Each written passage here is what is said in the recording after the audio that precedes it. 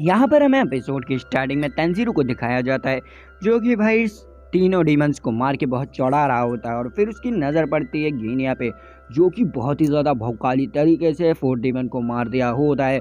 तो वो जैसे ही गिनिया तेंजिरो के ऊपर देखता है, तो यहाँ पर जो तेंजिरो उसकी फट के चार हो जाती है, क्योंकि गिनिया इतना ज़्यादा ही खतरनाक दिख रहा होता है। और उधर उधर जो यहाँ पर प्लेजर ककारू होता है, वो बहुत जोर से दर्द से चिल्ला रहा होता है और कहता है पता नहीं इसने कैसे अटैक कर दिया है, क्या हम रिकवर हो पाएंगे, क्या हम रीजनरेट हो पाएंगे। जिसमें यहाँ पर जो एंगर डीमन होता है वो कह रहा होता है हाँ थोड़ा सा टाइम लगेगा लेकिन हम रिकवर हो जाएंगे। फिर यहाँ पर जो तेंजिरो होता है वो सोच रहा होता है पता नहीं ये लोग मरे क्यों नहीं है, लगता है ये भी गिटारू की तरह है, इनका कोई और फॉर्म है जिसे हमें मारना पड़ेगा।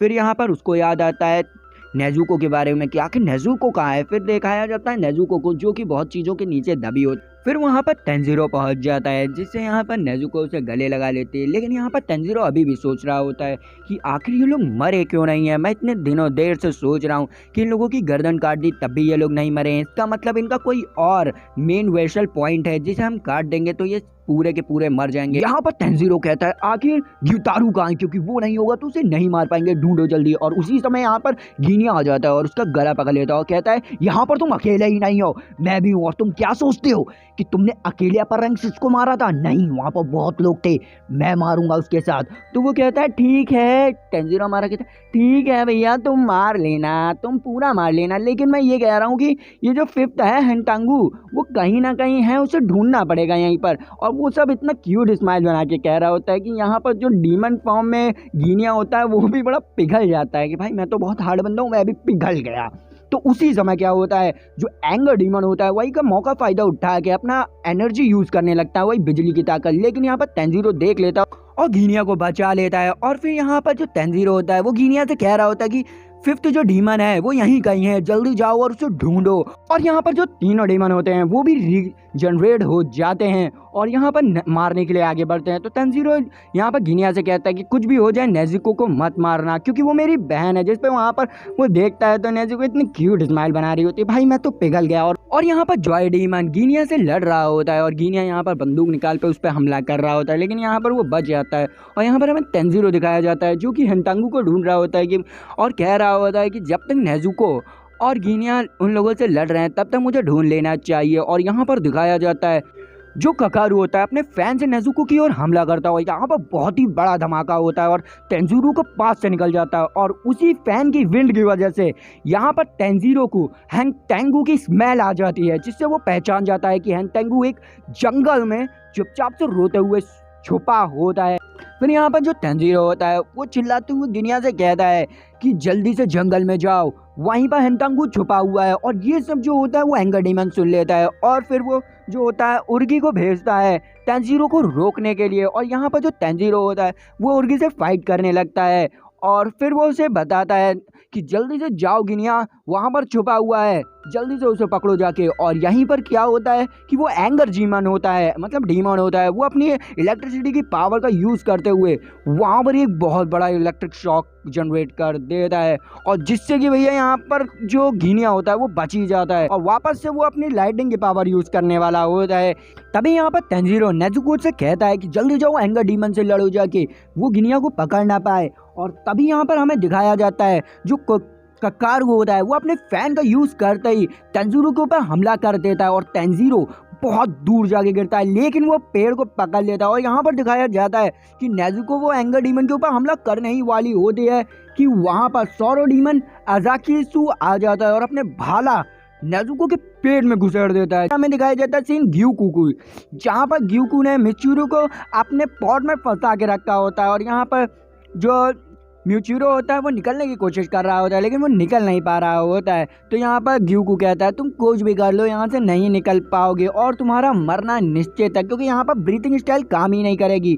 और फिर हमें यहाँ पर दिखाया जाता है नेजुको को, जहाँ पर सोरो डीमन ने उसे बहुत बुरी तरह से पेड़ में फंसा कर रखा होता है और वो दर्द में करा रही होती है। और तभी वो जो एंगर डीमन होता है उस पर हमला ही करने जा रहा होता है, लेकिन एक क्षण में एक हवा चलती है आग वाली और हमें दिखाया जाता है कि यहाँ पर जो एंगर डीमन होता है उसका हाथ कट जाता है और वो और किसी ने नहीं काटा होता, हमारे तेंजिरो ने काटा होता है अपनी रेड डीमन मतलब तलवार का यूज़ करके। और तभी वहाँ पर वो आ जाता है जॉय डीमन, और जॉय डीमन आते के साथ साथ उस पर हमला करने लगता है, लेकिन तंजीरो हमारा मारते जाता है। और यहाँ पर सोच रहा होता है कि इसकी रिफ्लेक्सेस बहुत ही ज़्यादा कमाल है। क्लोज कॉम्बैट में मैंने जब पहली बार उस फियर वाले डीमन से लड़ा था, वो भी बहुत ही ज़्यादा तेज था, कैसे भी करके मारना होगा। और इसी समय वो फायदा उठा के उसके एक पर को डैमेज कर देता है। और यहाँ पर एंगर डीमन बहुत ज्यादा ही खिसिया रहा होता है, और उधर क्या होता है, जो सौर वाले डीमन को यहाँ पर नेजुको गुस्से में पकड़ लेती है और अपना ब्लड डीमन आर्ट यूज करके उसे पूरी तरह से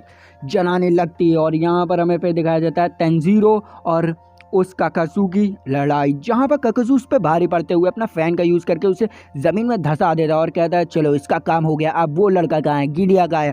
और जब तक वो गिनिया पे अपना फैन का यूज करने ही वाला होता है कि वो देखता है कि उसके हाथ के 2 टुकड़े हो चुके हैं, और यहाँ पर बिना हिले तंजीरो ने उसके हाथ के 2 टुकड़े कर दिए होते हैं। और फिर वो उसे गुस्से में मारने ही वाला होता है कि यहाँ पर तंजीरो हट जाता है और चिल्लाता है कि गिनिया भागो, और वो उसे लोकेशन बता रहा होता है कि आखिर किस तरफ यहाँ पर वो मिलेगा। और यहाँ पर जो गिनिया होता है वो पूरी तरह से कंफ्यूज होता है कि आखिर जाए तो जाए कहाँ। और फिर अचानक से ढूंढते हुए गिनिया को एक चीज़ दिखती है, क्योंकि बहुत ज़्यादा ही छोटी होती है, वो और कोई नहीं हेंटांगू होता है। और वो बहुत ज़्यादा ही चौंक जाता है कि साला ये हेंटांगू इतना छोटा कैसे है। और यहाँ पर हेंटांगू उसे देखते ही भाग लेता है। यहाँ पर गिनिया सोच रहा होता है कि यहाँ पर जो वो चारों हैं वो बहुत ज़्यादा ही ताकतवर है, और ये छोटा उन सबको कंट्रोल करता है।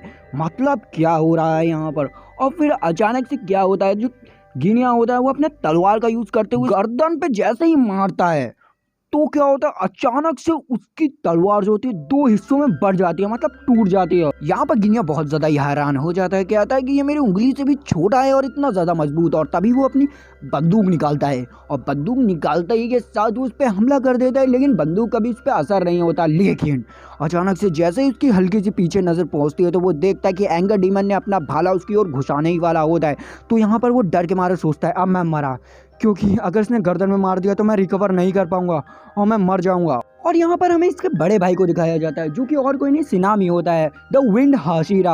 और यहाँ पर दिखाया जाता है वो पता नहीं किसी इंसान को अपने हाथ में लिए होता है, और उसके भाई के हाथ में होता है चक्कू। और फिर हमें दिखाई जाती है बैक स्टोरी उसकी मॉम की। वो बताता है कि मेरी मम्मी बहुत छोटी थी और बहुत ही काम किया करती थी, मुझे तो पता ही नहीं वो सोती कब थी, लेकिन और मेरे पिताजी उनकी छोटी हाइट की वजह से उन्हें मारा करते थे, क्योंकि वो बहुत ही ज़्यादा लंबे भी थे मेरे पिताजी, और वो मारा करते थे। और एक दिन की बात है, और फिर हमें दिखाया जाता है कि एक दिन क्या होता है, उनके भाई बहन सो रहे होते हैं, लेकिन जो घिनिया होता है वो सोया नहीं होता, क्योंकि उसकी मम्मी देर रात तक की बाहर ही होती है। तो वो अपने बड़े भाई से कहता है कि भैया मम्मी अभी तक नहीं आई हैं, जिस पे यहाँ पर सिनामी कहता है कि तुम अभी भी जाग रहे हो, रुको मैं जरा देख के आता हूँ, और एक बात जब तक मैं आऊँ ना तब तक कोई भी यहाँ से बाहर नहीं जाएगा, ठीक है। और वो ये कहने के साथ साथ यहाँ से चला जाता है। और हमें दिखाया जाता है गिनिया ठीक कह के यहाँ पर देखता है कि यहाँ पर उसके सारे भाई बहन जगे होते हैं, और वो कह रहे होते हैं कि भैया आप सोए नहीं हो। और तभी वो अपने एक छोटे भाई को अपनी गोदी में लेके सुलाने लगता है। और यहाँ पर जो उसकी बहन होती है वो खिड़की से झांकते हुए कह रही होती है कि भाई बड़े भैया तो अभी तक यहाँ पर कहीं दिख भी नहीं रहा है, और सूरज भी निकलने वाला है। जिस पे वो कहता है क्या अभी आते होंगे भैया। और अचानक से क्या होता है, गेट के पास एक परछाई से दिखती है, जिसे देख के सब लोग सोचने लगते हैं कि उसकी मम्मी आ चुकी है, और गेट की तरफ भागने लगते हैं। लेकिन यहाँ पर गिनिया को कुछ गलत लगता है, तो वो वहाँ पर उनसे कहने लगता है कि नहीं गेट पे मत जाना मत जाना। लेकिन अचानक से क्या होता है, गेट फाड़ते ही एक चीज़ आसमान में मतलब छत पे चढ़ जाती है, और यहाँ पर उनके भाई बहन बहुत बेरहमी से मरते हैं। और वो जो होता है क्रीचर वो कुछ कुत्ते टाइप लग रहा होता है, वो उसके पास हमला करने आ रहा होता है, और पता नहीं वो एक वेयरवुल्फ होता है। जैसे ही हमला करता है वहाँ पर उसका भाई आ जाता है, जिसका नाम सिनेमी होता है। सिनेमी आते ही उसे ले जाता है और उससे कहता है गिनिया से कि यहाँ से भाग जाओ, जल्दी भाग जाओ। और वहाँ से वो खिड़की से कूद जाता है, और यहाँ पर उसके भाई बहनों की लाशें उसकी आंखों के सामने पड़ी होती है। उसका छोटा भाई भी जो गोद में होता है वो भी मर चुका होता है। और फिर यहाँ पर हमें सुबह की सीन दिखाई जाती है, जहाँ पर गिनिया भागते हुए घर पे जा रहा होता है और सोचता है पता नहीं क्या हो रहा होगा। और वो जैसे ही पहुँचता है वो देखता है कि सिनामी पूरा खून से लथपथ होता है, और उसके हाथ में होता है चक्कू। और वो देखता है कि उसकी मम्मी ज़मीन पे पड़ी होती हैं मरी हुई। तो वो कहते हैं, वो रोते हुए कहते हैं क्या हुआ मम्मी, तुमने मेरी मम्मी को मार दिया, ये क्या किया, कि तुम मर्डरर हो। और फिर यहाँ पर दिखाया जाता है वो कह रहा होता है मुझे माफ़ कर दो भाई, मैंने आपसे ऐसा किया, मुझे पता ही नहीं था कि वो जो वेयरवुल्फ थी वो और कोई नहीं मेरी माँ थी, हम लोगों की माँ थी अपनी, और इसलिए हम लोगों को बचाने के लिए आपने उन्हें मारा, मुझे पता नहीं थी कि आपको भी बहुत ज़्यादा ही दर्द हो रहा होगा अंदर से। और हम लोगों ने तो प्रॉमिस किया था एक दूसरे को कि हम अपनी फैमिली की रक्षा करेंगे साथ मिलके, और फिर आप इतना बदल गए। और यहाँ पर दिखाया जाता है जो सिनामी होता है वो उससे कह रहा होता है तुम बेकार हो, और फिर हमें वापस यहीं की सीन दिखाई जाती है कि वो उसे मार नहीं वाला होता है एंगर डीमन, लेकिन वहाँ पर तेंजीरो आ जाता है सही समय पे और एंगर डीमन का हाथ काट देता है, और वो जो भाला होता है उसकी गर्दन से बाल ही बच जाता है।